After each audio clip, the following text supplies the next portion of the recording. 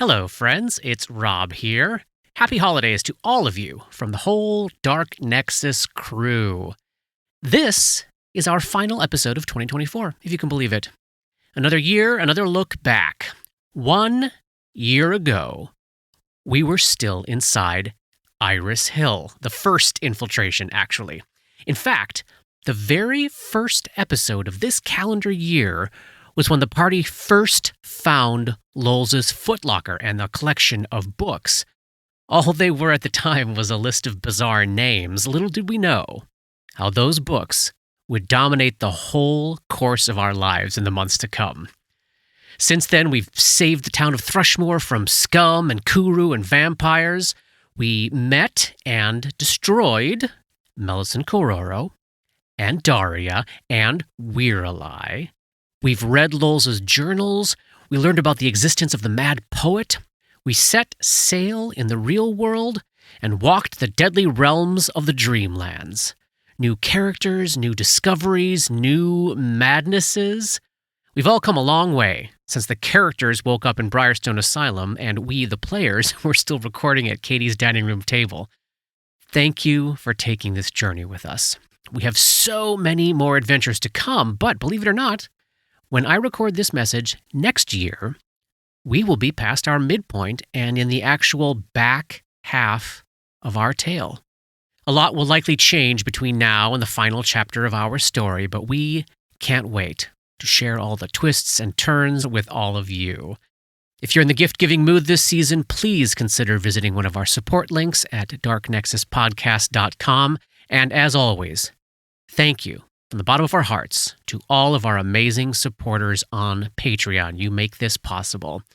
Health and warmth and hope to you and yours.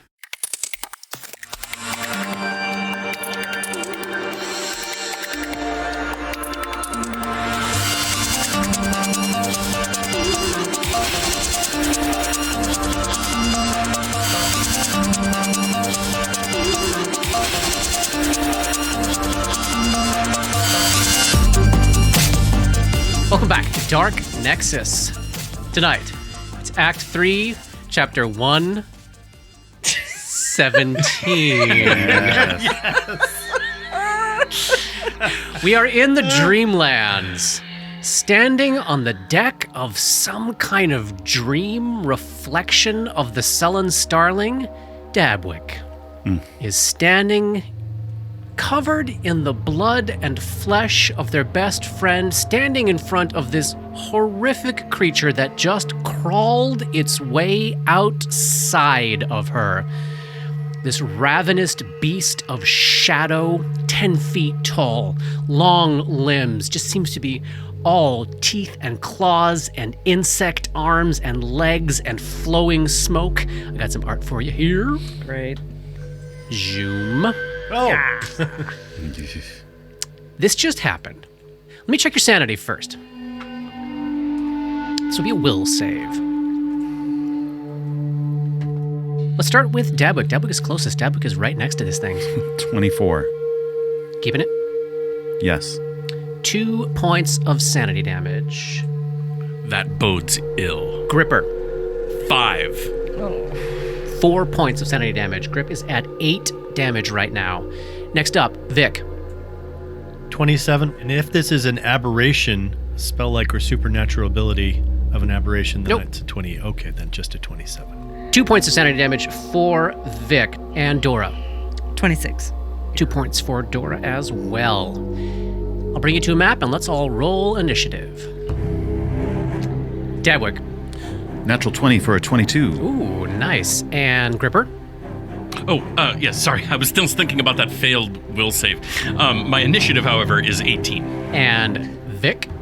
Got a whopping 10. And Dora? Dora got a 19 and a natural 1 on her sense motive check, so let's just not worry about that signature skill, shall we? Ever. All right, let me throw this thing on the map for you. Here it is. It's quite big. Oh, It's quite big. It is quite big. So, this nightmare thing of shadow that has exploded out of Skywind is taking up 10 feet by 10 feet at the prow of the ship. Dabwick is right next to it. Grip and Vic are about 10-15 feet away, and Dora is behind them. The thing spins around, stares down into Dabwick's eyes, this just hulking shadow dripping with a palpable sense of menace. Its form twisting in and out of the shapes of hooks and claws and grasping hands and writhing tentacles. It succeeds at a concentration check to cast defensively, and as it stares into Dabwick's eyes, Dabwick sees the most fearsome creature imaginable to them. What do you think that is? Something deep from the dungeons below Casimir from, what's it, Korganbeer? The Darrow City? The shadow parts, and towering over you is this 3-armed Darrow, staring down at you with madness in her eyes. Give me a will save. Is this a fear effect by any chance? I should hope so. It is indeed.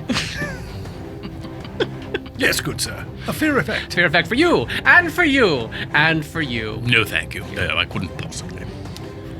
With +2 racial bonus on saves versus fear, that's only a 17. Are you keeping it? I'm going to blow an action point. For 4, which is 21. Dabwick successfully recognizes that this phantasmal killer is not real. Does not have to make a fortitude save or die.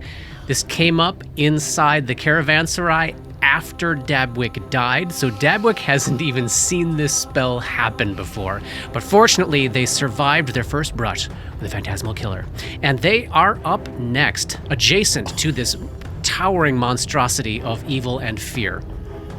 What does Dabwick do, Paul? Where are you going to go now, halfling? Yeah.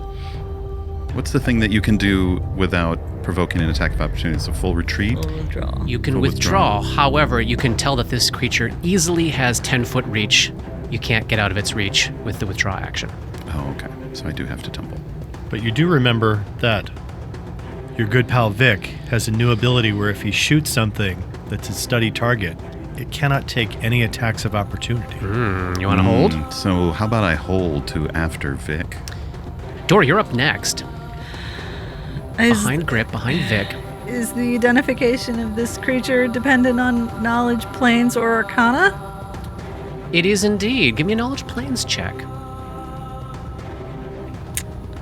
21. Oh, she's just grasping. She believes what she's looking at is a creature native to the dimension of dreams called a fear gaunt. We've had night gaunts, enter fear gaunts. Awesome. These are creatures of nightmare that hide inside dream bodies and tear themselves out in order to terrorize those dreamers that stumble upon them. You know that it is incorporeal, Damn, it's gonna make me waste it. and you are aware that it is cloaked in a massive aura of fear. And as you're narrowing your eyes and staring at this creature, you also can tell, and all of you see this as well, as this thing has come into being, left the shell of what had been Skywind here, it looks as though the planks on the deck of the ship and on the rails are starting to warp and rot. You're getting that, remember that weird, swimmy, difficult to tell distance thing that the Yellow King was doing to you inside the caravanserai? Some of that weird shifting out of focus thing is starting to happen. All of the air around this creature of nightmare is seeming to go a little bit mad, and it's very, very scary. That's about what you know. And it's real big. Well, I'll ask Tima to join the party, as she is immune to fear. Yep. And we'll take a 5-foot step the fuck away and cast Purge Spirit at it. Right. That's a will save on my part, right? Will partial. Here we go. 22. Yeah. So it takes, Johnny, you'll appreciate this, 17. Perfect! But it's saved, so it doesn't do the other thing. All right. So I have moved. I have let Tima loose. I have cast a spell. What DR does Tima get? Ooh. Seems important this time. Yes, it does. Cold iron. Oh, nice. That might come in handy. The gripper is up. I mean, I could just start running away now Let it begin. to get a head To start. just get a jump on it, story-wise. But I feel like I want to at least try to get a hit or two in Yeah, before that. we'll let the narrative beats happen as they happen. I can 5-foot step within threatened area or no? You can, yes. Okay. Incorporeal creature, your fists strike as magic weapons, so you know you will be able to make contact, but you'll be doing half damage on each hit. Yep. He's gonna take a 5-foot step. Boom. Right next to Dabwick. He's going to. This is exactly what happened in the Caravanserai. It was Grip and Dabs adjacent to the incorporeal creature of That all dreams worked out well. just before Dabwick died. I bring that up for no reason. I'm not having a good time. Anywho. So 5-foot step. Yeah. Swifty to enter pummeling style. Nice. And then he will hit him 4 times. Or try to. Bring it. That die has been treating me terrible, so we're going to go back to roll 20. You're going to use the ones and zeros? Going to use ones and zeros. Let the ones and zeros give me all my zeros and ones. All right. All right. Attack number 1 from the flurry. Bring it. 21. Keeping it. Let's see. Miss. Yeah. 21 misses. And in this case, your fist basically bounces off of part of the edges of its shadow self, which seems sort of hardened, kind of like Vic's shield does when dust motes touch it. It's like ping. It's like heavy deflection going on around this creature. Gotcha. So like the darkness that surrounds it is what is doing the deflecting? Or it is the creature itself? The creature itself. All right, attack number 2. Okay, that's an 18. 21 missed. I think that might be worth a couple stamina points. I'm not going to burn an action point right now. But like I could essentially get a free 5 on an action point if I spend 5 stamina points. You could. Which I think I'm going to do. Hit. All right, so that was 5 of 13 used. Modern deflection, making contact with the heart of this creature of shadow. 11 points for that one. Takes so 5 of that. Attack number 3. Bring it. 26. Hit. 4, so 2 points. And last attack. That's a 7. That's a miss. All right, so Grip steps forward and boom, boom, boom, boom. Body blows landing. Some of them actually making contact with this horrible fear gaunt. Vic is up next. 15 feet away from the creature, 10 feet behind Grip. Oh, I'm sorry. Hang on. At the end of Grip's turn, give me a will saving throw against a fear effect. Me? Yeah. Huh? Yeah. But It's gonna go great. It's gonna go great. Calling I think it now. it is. I think it's going great. It's good. It didn't go great. It didn't That's go great. That's an 8 there, Bob. The Gripper is shaken. Very familiar condition. -2 to about most things. You can go ahead and turn that on. Been shaken a million times. All right, Vic, you're up. Vic is going to load Vanity as a free action. And you are 15 feet away. Got it. Great. He takes a 5-foot step to give himself a direct shot at the Shadow Skywin, Yes. even though it's in melee. He has a swift action, makes it his studied target, narrowing his eyes at a little bit of it that's sort of flittering about at the bottom, and tries to make it dance, taking a full attack action. Oh, that's a 31. Oh, I'm sorry. -4, that's a 27. That's a hit. This is a magical cartridge because it's coming from a +2 weapon. Okay. Correct. Great. For 9 points of damage. All right, so it takes 4 of that. Actually, Peck, it takes 2 of that. And oh, nice. For the next 4 rounds, because of a gray dust alchemical cartridge, it takes a -10 penalty on concentration checks to cast spells and cannot cast defensively. Ooh, nice.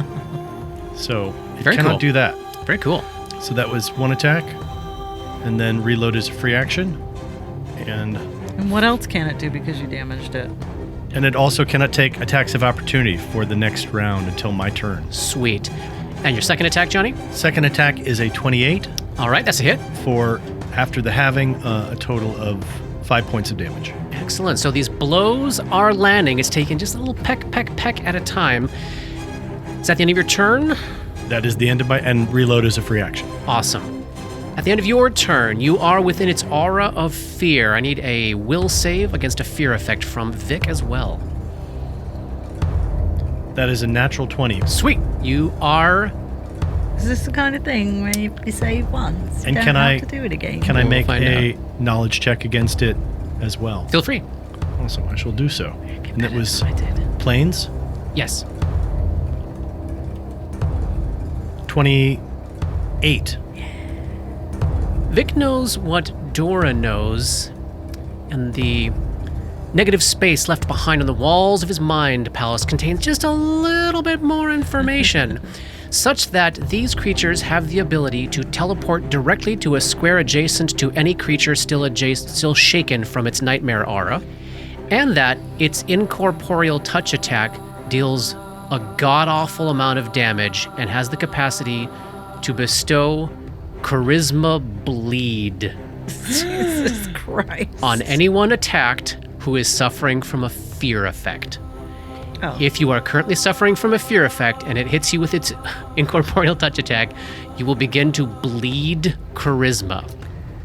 How is a ability? I don't think that I've ever Yeah. played with an ability score bleed effect. So how is that stopped? Well, you would know, based on what Vic knows, eliminating the target's fear will probably stop the bleeding. Otherwise, you might have to just start experimenting. Good times. Davwick, we're back around. Vic pen- would yell out, It can teleport next to anybody that's scared of it. And try not to get hit if you're scared. With that sage advice ringing in your ears, Davwick, as you're looking up at this creature like 4 times your size, which has been hit numerous times and honestly shows absolutely no sign of being injured. It is just a creature of shadow stuff. What does Dabwick do? Dabwick will move back towards Vic to get to the corner of the cabin area there. Yeah, knowing that it can't take an attack of opportunity, so getting just outside of its reach. Yes. And will throw a magical snowball at it. Snowball! So this is a ranged attack with the snowball versus touch. Very good. And because this thing is twice Grip's height, I think you don't have to worry about cover from Gripper. Good. That's a 23 versus touch. And -4 because you have an ally adjacent. That's a 19. This is a touch. Yes. Do you want to keep it? Yes. It deflects off of its shadow stuff. Yuck. Give me a will save against a fear effect. That's a 21. You keeping that? Yes. All right, you are not shaken.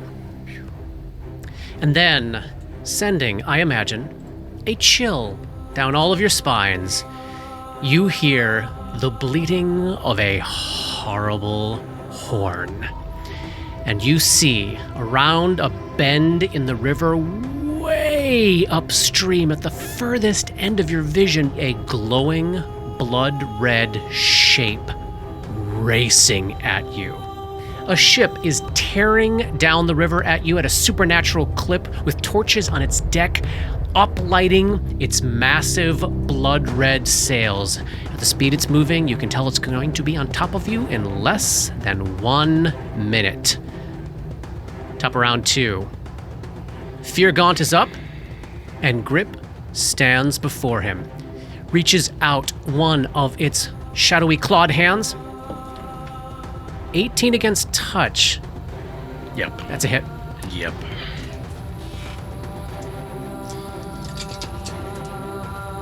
"20 points of damage. You are shaken. I am. Oh boy. What does Charisma Bleed look like? Okay, so the shadowy tendrils go right through Gripper's armor into his chest. Grip howls out in pain, and as it pulls its arm back out, there are trails of shadow left both in the air, chasing after its hand, and now dripping down Grip's chest, and you see Grip go pale and wobbly as he's feeling something fundamental to him start oozing out of the front of him. Dora, you're up. 20 feet away. Oh, it's like 25 feet away. Yeah, you're kind of slightly around a corner. You're behind the whole party, where you should be. Get a clear line of sight on this thing, and you can see Grip doing not so hot. He's got strength in his body, but you see his selfhood draining away.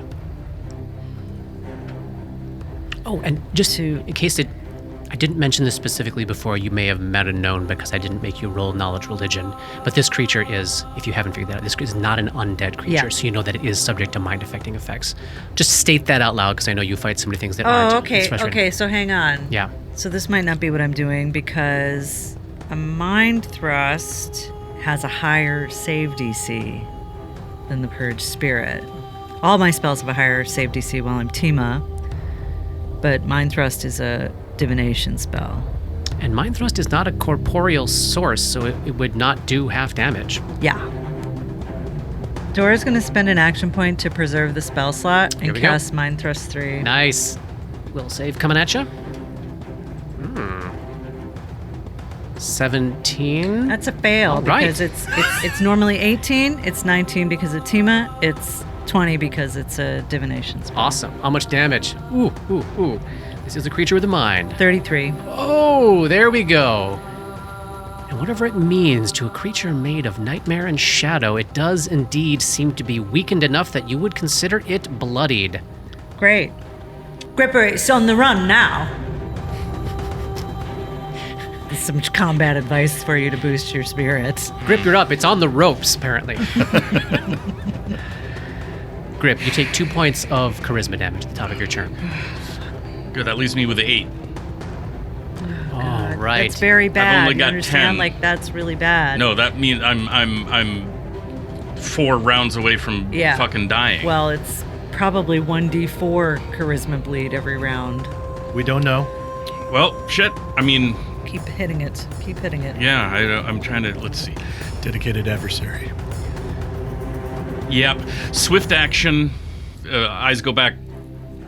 Face goes slack. Blah, blah, blah.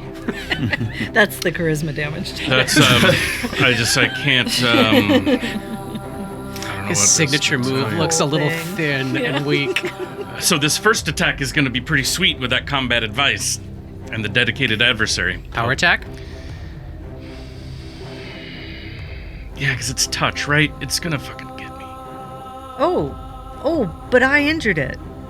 So it's bleeding too. If it can do that.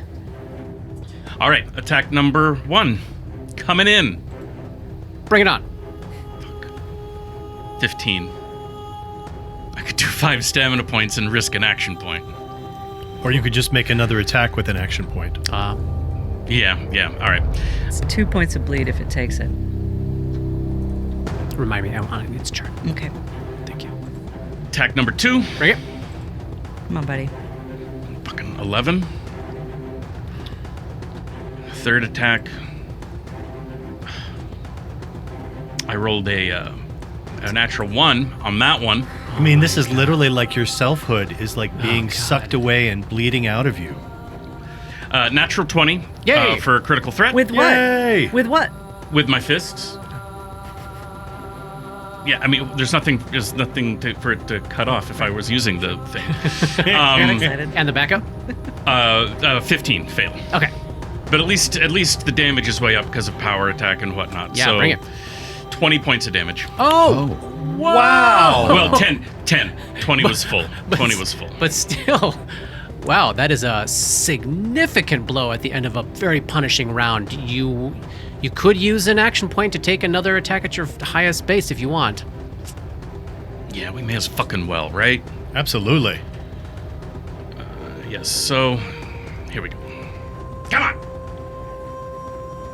9. Oh My boy, gosh. Gripper. 1s and 2s? Oh, Ooh, man. Punishing round. You could take a 5-foot step if you want to get back from it, but then you'd just probably be drawing it closer to the rest of the It party. has reach anyway, so Yeah. there's no point. I'm done. So Vic is up, still 15 feet away from the thing, watching Grip just fumble his blows as he's feeling his selfhood leak out of his own chest. Oh, Taking a shot? I am. What'd you get? I got a 21, which is actually less than that touch, so I know it's not going to hit. Nope, it's not going to hit, so he's going to aim and fire again. Wow. Oh my god. Wow. And that's even less. That's a 14. Oh boy. And I'm going to spend an action point to take another shot at my full attack. And I think some of this is that whole sense of the atmosphere around this thing degrading and distances getting swimmy. You're seeing Grip look faint. Everything is just getting hard to focus on. Thank you, Fear Gaunt. Like it's not you. Oh my Blaming it on god. the beer gun. Another miss. This is... Oh my god, how am I rolling this low? This is ridiculous. So All right. literally, he's just firing and it's just like firing into smoke, like nothing is happening. Yeah, this is literally out of a nightmare. You're just emptying your gun into this thing and nothing is happening. Nothing is happening. Did not hit it this round, so it does have attacks of opportunity. All right, Dabwick, it's up to you, buddy. Oh, fuck you. Oh, shit. Yes, right? My buddy Grip can't take one more round of shenanigans, I And guess. it, like, visually assessing Grip, he actually seems decently okay, like pretty darn okay hit point wise, but he's getting thin and he's looking weak and his attacks aren't landing. It's a desperate looking situation up there. He doesn't have much charisma to spare. This isn't the kind of bleed that you can stop with a regular old healing spell. You're not sure. Yeah.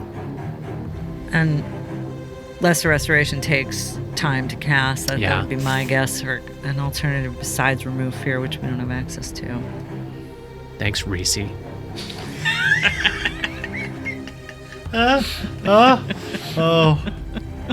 Oh, Reese. She had those 2 glorious episodes. She died so well. I have a Cure Light Wounds prepared, Uh-huh. thinking I could reach forward, cast that onto Grip, and try to stop him from bleeding charisma. So you're out of the creature's reach right now. You could cast it there, take a 5-foot step forward, and then as a free action as part of that spell, then touch Grip. Absolutely. And you could do that safely without provoking. But then you would end there within its reach. I would end within its reach. Yeah. That's what I'm going to do. That's what I'm going to do. All right. Do it. Hand glows with healing power, steps forward, lays a hand on the Gripper, healing how much? Oh, that's a 7 on the die. For a total of, what is that? 12. That's 12. 12 hit points back to the Gripper, and as those wounds close up on Gripper's chest, the shadow stuff dissolves, and it seems as though he is no longer bleeding. That was a good experiment. Paid off.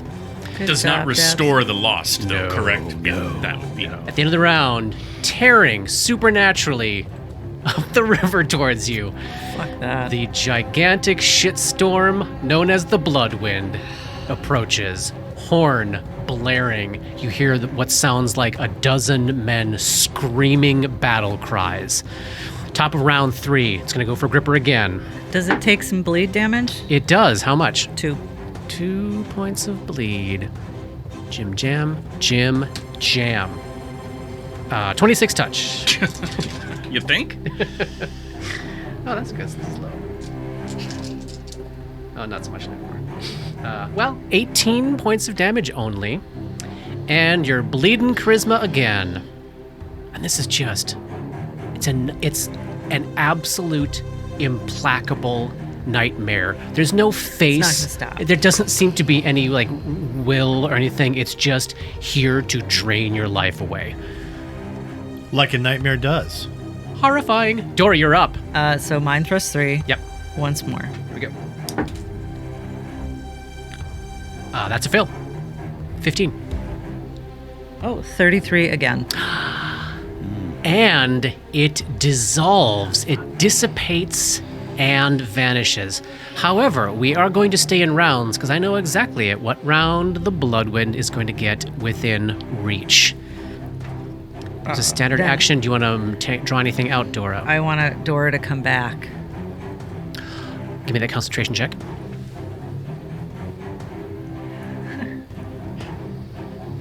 Did you fail?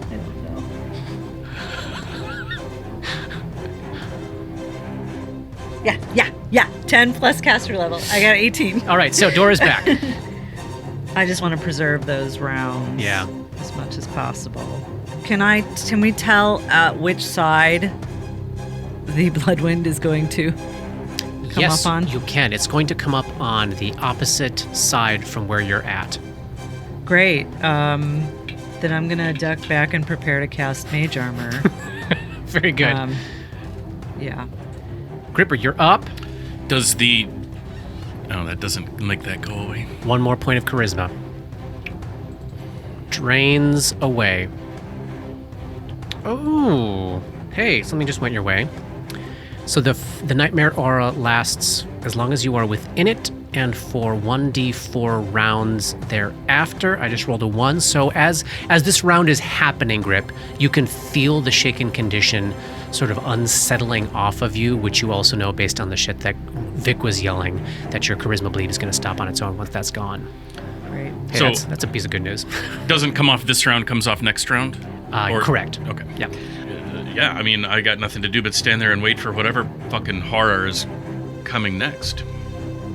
You can tell as this thing is approaching, you will probably have, even though it's moving so fast, you'll have at least one round, maybe 2, where the boat would be within short bow range. What kind of spell range? It's moving 250 feet per round. So medium spell range for Dora's 180. like 1 round before it gets there. Long spell range for a couple rounds before it gets there. If you wanted to think about firing some pot shots, Robert, you'd have a couple of rounds that you'd be at penalties, but you might be able to, get the fight started. Been so good with the bow up to It's to true. now. You really have not had luck with it. I mean, who knows? Maybe I guess I could pick off a red shirt. Yeah, I mean, the arrows are just hanging there, so I may as well shoot one of them. So yeah, I mean, do I need to move? Can I do that can I do a full attack from where I'm at? The boat is not within range this round. You Gotcha. just know that you will. A couple of rounds coming up, you're going to have. You want to get your bow out? Yeah. Yeah, I will. I'll get knocked and readied. All right. Vic, you are up. Quick question. Yes.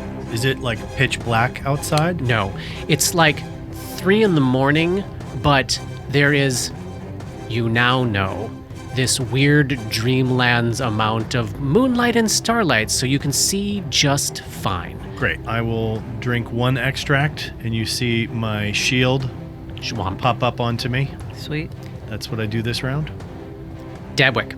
Dabwick casts Spider Climb Communal on everybody. Shoom. Everybody can Aw. spider climb. Yeah. Oh, nice. You want to move anywhere? Not right now. Round 4. As we start this round, the Bloodwind is 750 feet away, bearing down on you like an insane, flaming semi-truck. Blazing red, ever-burning torches are mounted on the rails and on brackets on the masts, giving the whole thing this hellish glow, making the blood-red sails look almost as if they were made of pure flame. The long, sleek, low hull is gleaming black, again, almost seeming to reflect the lights dancing along its length. And here is that artwork again, just for some reminders-ies. Just as an intimidation check. Just some reminders. Boom. Oh! Yeah, that looks terrifying. So you can't make out specific features yet of the individuals on board the deck, but at this distance you can start to nail down some numbers. There is a tall figure in an obvious tricorn hat near the mainmast, what appears to be a floating humanoid shadow, and 7 other humanoid beings. Very tall, very muscular, all seemingly well armored, and you can see the shapes of a whole a soupçon, variety, a cornucopia of weaponry. Those men are the ones that are giving this chilling cacophony of howls and battle cries, and joining them in the cries is the figurehead of the ship, this loosely humanoid shape. You can't fully make out yet, but you can tell it's holding 2 huge arms over its head, and its head is upward, and this maw surrounded by tentacles is waving furiously in the air, and this figurehead of this living ship is also yelling in this deep, throaty howl like an angry abyss. So, Dora. So for Dora and Dabwick's sake, this round, you can tell that they are basically, when we get to your turn, they are further than long range when this round starts. But if you wanted to ready a long range spell, you could ready it for basically during when the ship is moving later in the turn. So Dora, if you wanted to just dimension door right on the ship at the end of the turn, you can do that. I'm going to cast Mage Armor. Okay. Just that's what you're doing this turn? Yes. All right. And ducking in here. You're going to duck inside the cabin? 5-foot step in the cabin just to... No, they're coming from, I won't be able to see them from here, or so where? We're on a new map now. Yeah. They are coming from the west and south of this map. I'm going to go to here. That's 10 feet. I move 10 feet directly west in front of the other door, and I cast Mage Armor on myself. Then Grip. So you've seen Dora sidle up behind Vic, cast Mage Armor on herself. You've got your bow in hand. For purposes of this round, Robert, they are out of range of a full attack, but you could ready a single shot for the end of the round at -14 from the distance. Yeah, what the hell? You know, take it. It's better than to just stand here and worry. So who are you firing at from 700 feet away? Well, I mean, I got to go for the tricorn hat. Yeah. All right. So you said it's at a minus what? -14. -14. So that's a -1 on the die roll because I'm a +13 on this attack. You could roll a natural 20. Did you get Fuck me, natural 1. Hey, why did you shoot me? What the hell? Good round All right, to get it's out of the going way. well. It's going well. Let's call it a night. Okay. It's the scene in Game of Thrones where what's his butt's trying to shoot the funeral. Edmure. Let's get all those ones out now. The loser. Brother of the Blackfish. And next up is Vic. I'm guessing distance isn't too much of a concern for you at the moment. You got some buffing you want to do? Absolutely. Buff it up. Buffing up gravity gun. Gravity gun in effect.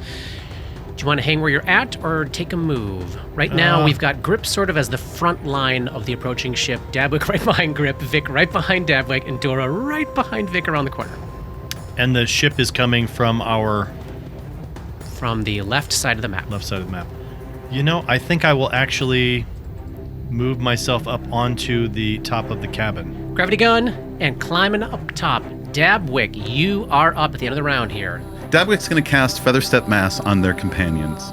Remind me what that does. That's the ignoring difficult terrain. Yeah. Exactly. So we ignore difficult terrain. That's Sweet, awesome. Thank you. sweet. Spider climbing and feather stepping. Yep. It's like a square dance. These are a few of my favorite things.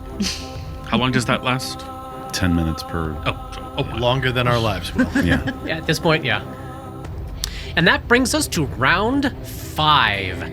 As we start this round, the Bloodwind is now 500 feet away or so. It is tearing through the water, parting the river in front of it, sending up this massive spray to each side of the prow.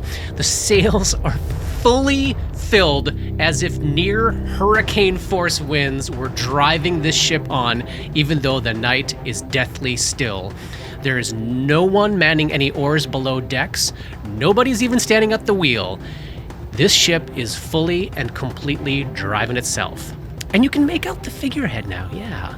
It is carved into the shape of a bulbous, puffy, humanoid-ish creature with hands that end in 2 creepy long snake fingers with long claws at the end, no eyes, and an elephant snout ringed by over a dozen tentacles. And this grotesquerie, seemingly made of the same shiny black alien wood as the ship, is bellowing, "Doom!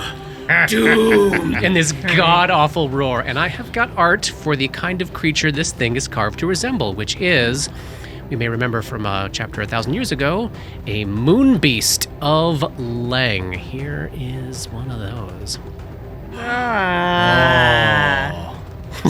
Great. Looks like a walking brain-sucking thing. It's so disgusting. With like hair in its eye. A person would come up about to the knee joint on these things.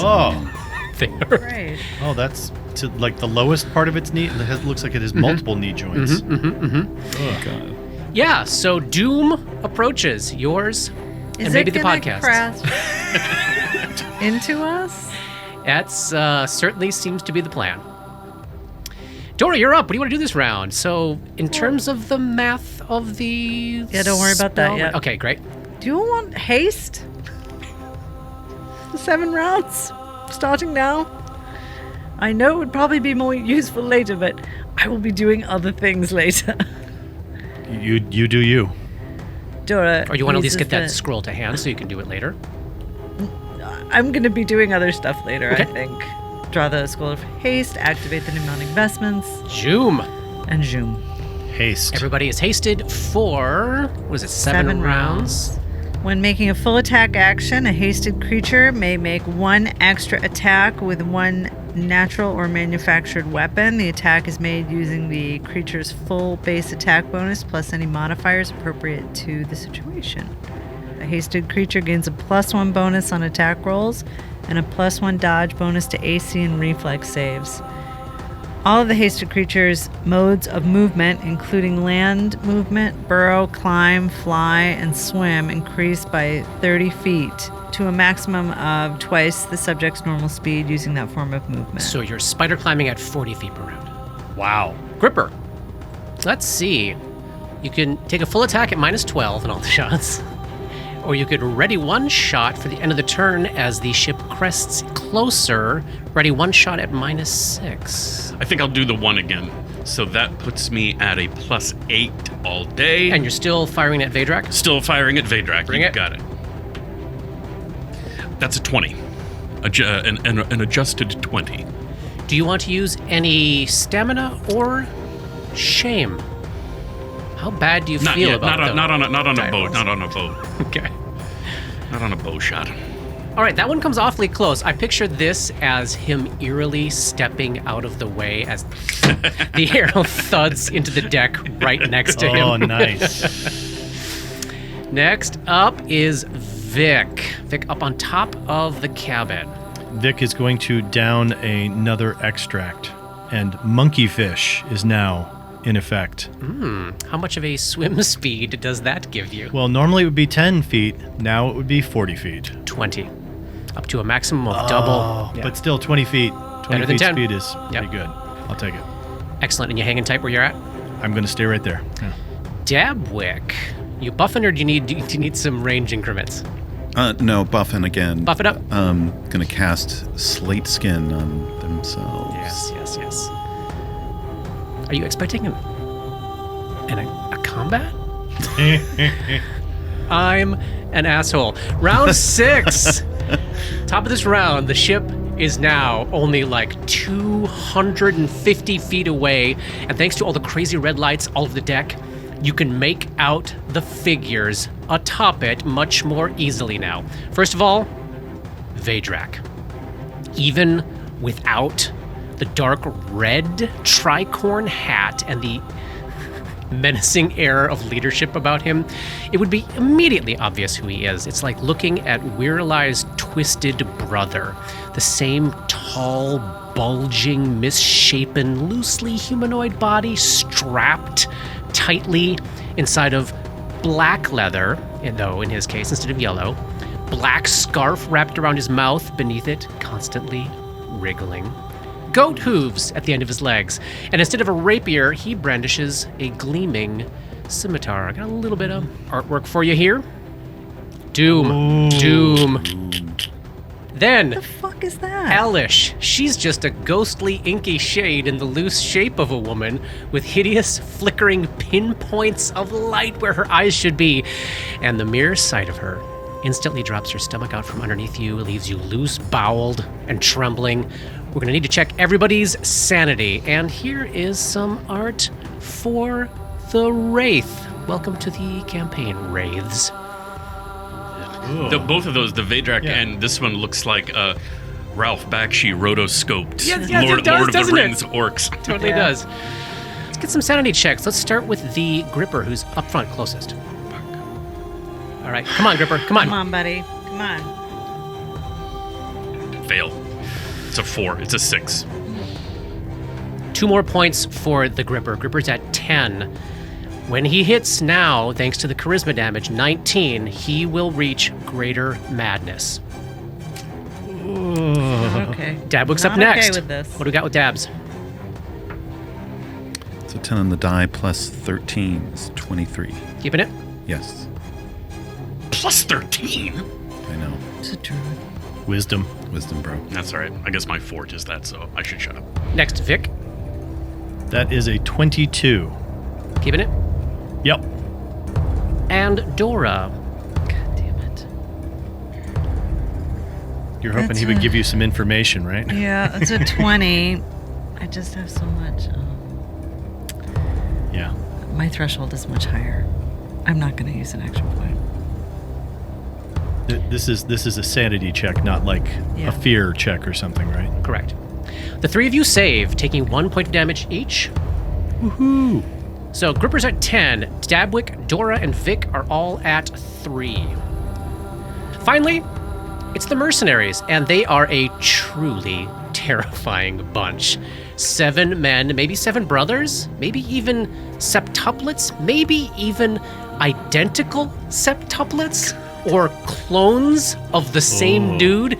In any event, eerily identical in appearance. They're all taller and broader than your average human, more like grip-sized.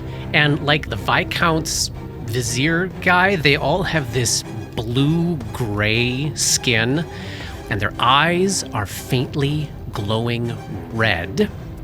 But setting those facts aside, otherwise they do seem to be human, just weird. Maybe many things can pass for human life in the Dreamlands. They're all wearing identical heavy armor, wearing identical pale blue cloaks, but they each have a different special weapon. Heavy flail, halberd, battle axe, long spear, guisarme, falchion, and morningstar. Here is some art for these Is that how jackasses. you're going to refer to them? That's how I'm going to refer to them. Look at these guys. They're not idiots Wow. or morons. These or- guys are not idiots or morons. No, they do not look like idiots or morons. They look really dangerous. So glowy, bald, blue-skinned Yes, all creatures. shaved heads, scarred faces, blue skin. Doom. Doom. You know, I'm sure they're just as scared of us as we are of them. Exactly. All right, so Dora, you are up. And in this round, if you wanted to cast a medium range spell, you could ready it for when the ship hits that point before it maybe crashes into you. I do. You do. You're readying an action. Next up is the Gripper. So let's see. In this round, Robert, you could take full attack at -6. You could ready one shot with no penalty, or you could drop this shit and get your shield ready for hand-to-hand combat. Can I do one shot, drop as a free action, shield up? 100%. Yeah, so that'd be a That's shot, it. one shot at minus one 6. shot at minus 6. Great. So that, what did I say that was? It's a +8. Bring it. Okay. It's another 20. Where am I at today on stamina? You've already used a bunch of stuff. I used some. I've got We got like 8 left or something. I have used 5 of 13. Mm-hmm. I don't want to go all the way, leaving myself only 3. I'm going to use 2. So I will make that a 22. He steps out of the way. Damn it. Well, now we know that a 22 doesn't hit. That's great. I said nothing. I neither encouraged nor discouraged. Then he will I was an drop this impartial useless observer. fucking bow. And get ready. That Vic was kind enough to magic up for him, and Thanks, and friend. will put his shield on and sit there and poop himself. Yes. Next up, Vic. Vic drinks one last extract. What you got? This one is a new one. This is one I've been waiting to Ooh. use because it is pretty spectacular. Channel Vigor. Oh, I Nice. love It this is spell. so spell. amazing. So you Yeah, read it focus out to the us, energy of your mind, body, and spirit into a specific part of your being, granting yourself an exceptional ability to perform certain tasks. When you cast the spell, choose one of the following portions of yourself as your focus target. Thereafter, you may change the focus target as a move action. You can gain the benefit of only one Channel Vigor spell at a time. Limbs, you gain the benefits of a haste spell. Torso, you gain a +6 competence bonus on fortitude saving throws and concentration checks. Spirit, you gain a +6 competence bonus on will saving throws and bluff and intimidate checks. Or Mind, you gain a +4 competence bonus on knowledge and perception skill checks and on ranged attack rolls. Heyo. What you gonna pick, buddy? I think I'm gonna go with the mind to start off wonder. with, and we'll see how that goes. And then, if I'm getting attacked, I may switch it over to torso or spirit, depending on how I'm getting hammered.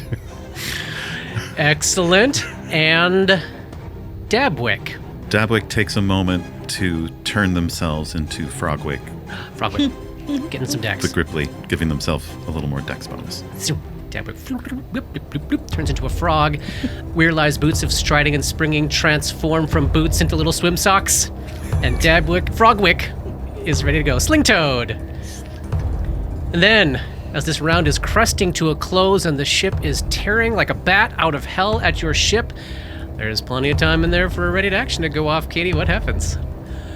The little girl, who is Dora right now, shudders and pulls in on herself as if experiencing the feeling of claustrophobia and summons to mind the image of an inky black tentacle flicking out of the room of the caravanserai as they run away and cast black tentacles on the ship. Yes, doom. I better read this one out too. This is new for all of us. Here we go. The spell causes a field of rubbery black tentacles to appear, burrowing up from the floor and reaching for any creature in the area. Every creature within the area of the spell is the target of a combat maneuver check made to grapple each round at the beginning of your turn, including the round the black tentacles is cast. Creatures that enter the area of effect are also automatically attacked. There's stuff about how I determine my CMB. If the tentacles succeed in grappling a foe, that foe takes 1d6 plus 4 damage and gains the grappled condition. Grappled opponents cannot move without first breaking the grapple.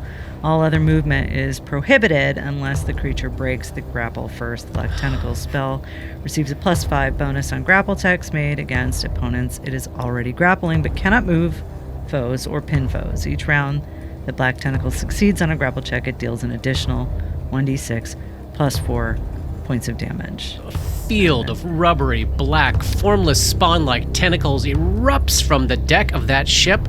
Let me remove the barrier of your vision here so you can see the ship, and I'll let you place it where you want to. How big is this It's field? a 20-foot radius, so 40 feet across.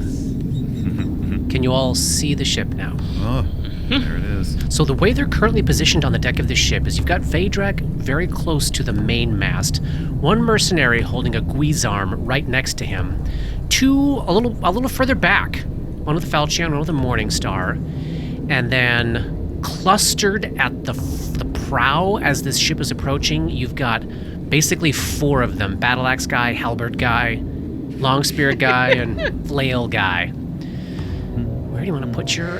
Can you see my thing? I do this? see. There, I'm sending it. So it's going to get the four at the prow, Elish, Vedrak, and not the two guys in the back. Got it. You know that it will not get Elish since she's incorporeal, but it will get her square. Yeah. Will this affect us as well? Yep. Yeah. It's only 8 rounds, so go after the guys who aren't in it. Kill them. That's so fun. I didn't choose that spell. It chose me for my class, but I would have, based on what happened with the Formless Spawn in the Dreamlands that one time. It is literally a spell that you know because Tima learned it Yeah. back when she was a wizard. And that knowledge has stuck in the back of your subconscious by whatever means you all are sharing knowledge. Amazing. So this rubbery field of tentacles explodes onto the deck, and you got to make a bunch of grapple checks, don't you? I guess I do. Yeah, let's start with... It's just one check. Is it one check? Checked against everybody. When determining the tentacle's CMB, the tentacles use your caster level as their base attack bonus, so that's 8, and receive a +4 bonus due to their strength, so that's 12, and a +1 size bonus. Roll only once for the entire spell effect each round and apply the result to all creatures in the area of effect. I'm glad they did that because that will save us some time here. Yes. Cool. All right, give me that check. Use a CMB check for the black tentacles. So that is D20 plus 13. Nice.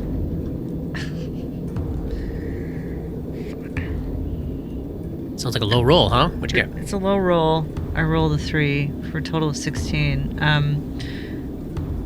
And I'm not thinking that even a 22 will be particularly effective against anybody in there, but they remain.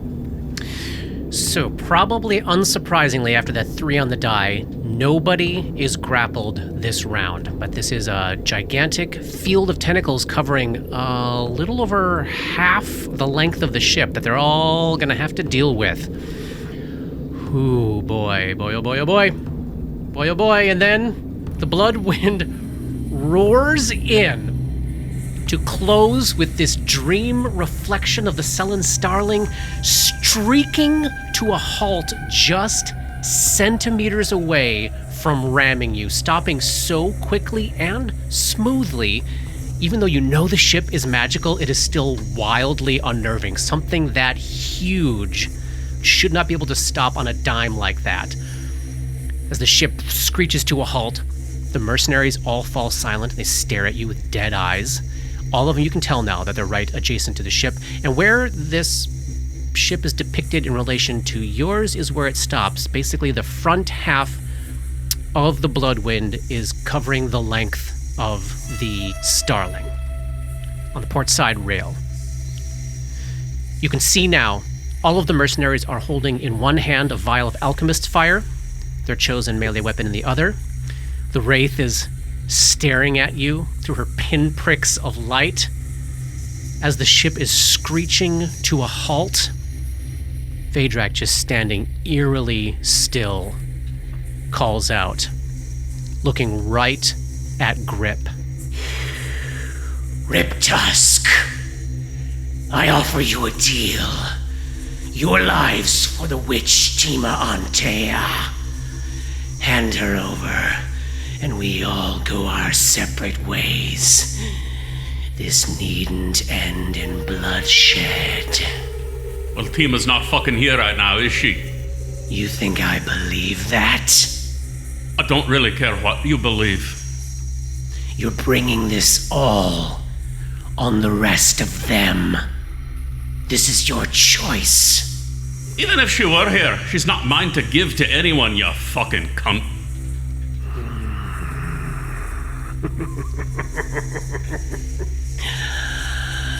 Excellent.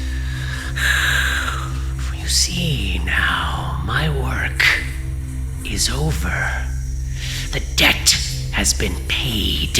The mistress has been recovered, and I have time on my hands. She is on her path, and I have one mission left.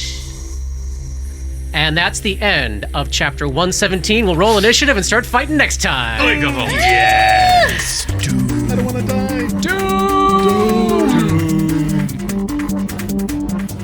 Dark Nexus is produced by Plug and Hum Productions. This podcast uses trademarks and/or copyrights owned by Paizo Incorporated, used under Paizo's fan content policy.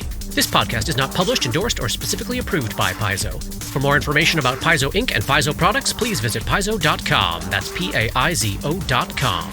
Dark Nexus uses music and soundscapes by Syrinscape. Check them out at syrinscape.com. That's SYRINSCAPE.com. Opening and closing themes, along with additional music composed by Rob Kauzlaric. Artwork for Dark Nexus is by Matt Wahlquist. And thanks to DMCP, Richard and Ari, Paul and Shannon, Scotty, Jason, Jess, Joe, Chelsea, Matt, Dave, Derek, Darren, Michaela, JH, the Biscuit Buddies, and everyone we've gamed with over the years for all the memories and inspiration. You know what we're fighting here? We're fighting a couple 2-3 tigers. Heyo. Is that a reference to something? No, it's just, it's like the Chicago 3, but it's a couple Tree. tree Okay, tigers. yeah, A couple two 2-3 tigers over by there. Oh, tree tigers. Yeah, I get it. yeah, see? Okay. Yeah, that's a good one. Thanks for taking the time to explain it to That's me. the sign of a good joke.